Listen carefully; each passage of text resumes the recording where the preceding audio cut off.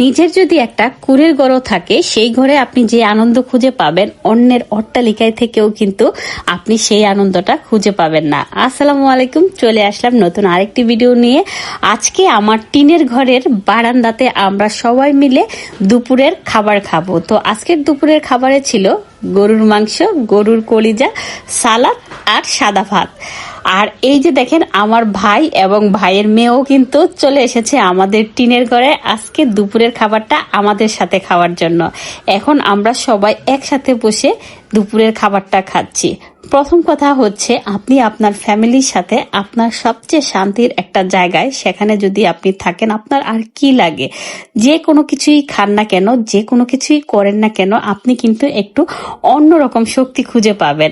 আর এই যে এদিকে আসছে আমার এক দাদি, সে আসছে। আমি তাকে বললাম যে তুমিও আমাদের সাথে খাও, তো সে বলতেছে যে সে খাবে না, তাকে একটু কলিজা দেওয়ার জন্য।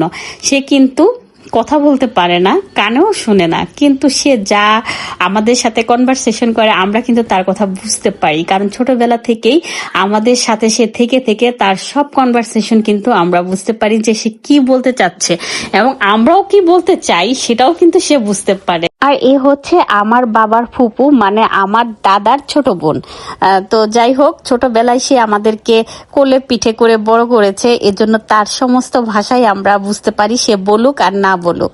আর এই যে এখন আমরা কিন্তু সবাই মজা করে খাচ্ছি। আর দেখেন, শালা দুলাবাই সেও কিন্তু একসাথে বসে খাচ্ছে।